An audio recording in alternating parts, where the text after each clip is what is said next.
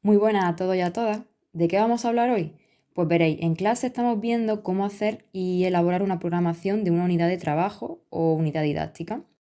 Para ello, nos puede ser de mucha utilidad conocer lo que son los procesos cognitivos y la taxonomía de Bloom, así como la diferencia que hay entre ejercicio, actividad y tarea, que yo hasta ahora también pensaba que eran términos muy similares, pero en realidad hay una diferencia bastante importante entre cada uno de estos términos. Bien, pues si nos vamos a la legislación de la asignatura o el módulo que queramos impartir, nos vamos a encontrar que hay listados una serie de resultados de aprendizaje, de criterios de evaluación, contenidos, competencias. Pues lo que ocurre es que según como estén descritos estos resultados de aprendizaje, criterios de evaluación y contenido, nos va a dar muchas pistas para nosotros saber qué ejercicios, qué actividades o qué tareas podemos plantear para que así el alumnado consiga cumplir las competencias que aparecen en la legislación. De todas formas, ahora después veremos un ejemplo cuando expliquemos la parte de teoría. Bien, pues para esto es importante que conozcamos lo que son los procesos cognitivos y lo que es la taxonomía de Bloom.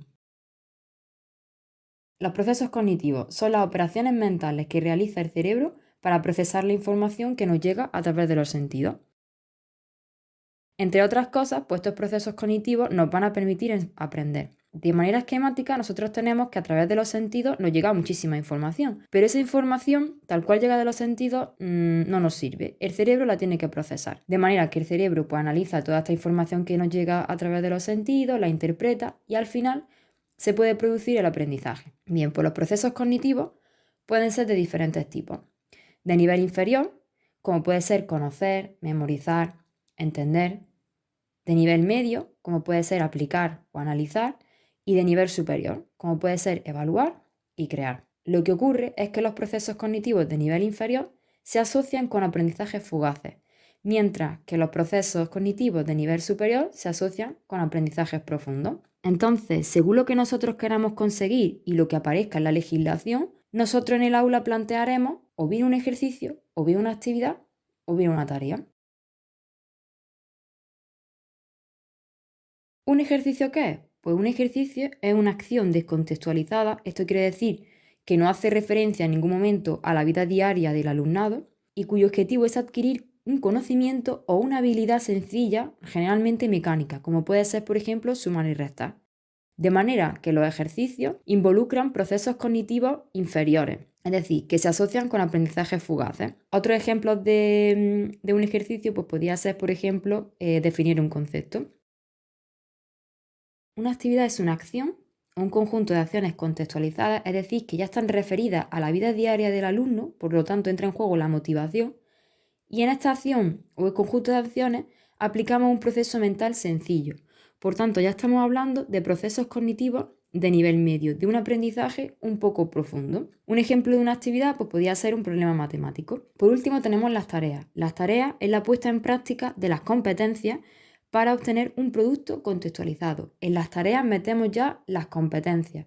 Por tanto, estamos en procesos cognitivos de nivel superior, en aprendizaje profundo. Un ejemplo de una tarea pues puede ser, por ejemplo, que el alumnado tenga que hacer un trabajo de indagación y luego tener que exponerlo en clase. Y ahora, ¿cómo ponemos esto en práctica como docentes? Pues de nuevo nos vamos a la esquemita de arriba y recordamos que en la legislación van a estar descritos una serie de resultados de aprendizaje, criterios de evaluación, contenido. Y para describirlo se van a utilizar una serie de verbos. Pues estos verbos nosotros podemos relacionarlos con nuestro esquemita de abajo. Si por ejemplo me aparece en uno de los criterios de evaluación, se han detallado las partes de la célula. Detallado. Yo analizo ese verbo y digo, vale, ¿detallar qué es? Me voy a la parte de abajo del esquema y digo, detallar es entender, analizar, crear. ¿Dónde me pega? ¿Dónde tiene más sentido que esté detallar? Abajo, ¿no? En conocer. Entonces yo sé que al alumnado, para cumplir ese criterio de evaluación, le tengo que plantear un ejercicio. Sin embargo, si la legislación me aparece, se ha analizado el proceso fisiopatológico de la diabetes, pues digo, analizar dónde está, en un proceso cognitivo de nivel medio. Entonces, ¿qué le tengo que plantear? Una actividad.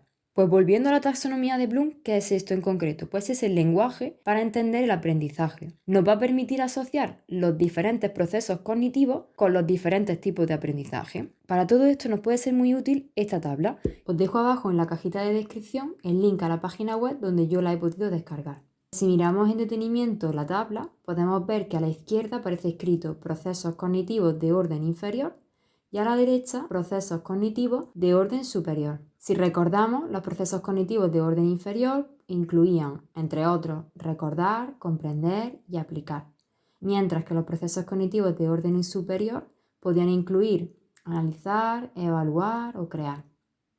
Para cada proceso cognitivo siempre vamos a encontrar en la tabla una pequeña descripción para que sepamos bien a qué se refiere ese proceso cognitivo, y luego nos encontramos unas palabras clave, acciones y resultados que están relacionados con ese proceso cognitivo para que así nos podamos ayudar a la hora de reconocer qué proceso cognitivo puede haber detrás de un determinado resultado de aprendizaje o criterio de evaluación.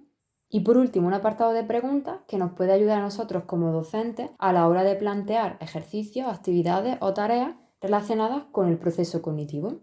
A lo mejor para recordar que es un proceso cognitivo más fácil de identificar, pues no nos hace falta esta tabla, pero para otros procesos cognitivos sí nos puede ser interesante. A mí la verdad que me ha parecido una herramienta bastante útil y práctica que podemos utilizar como docentes. Terminamos aquí el vídeo. Espero que a vosotros y a vosotras también os resulte interesante y útil este recurso. Gracias por vuestro tiempo y nos vemos en el siguiente vídeo.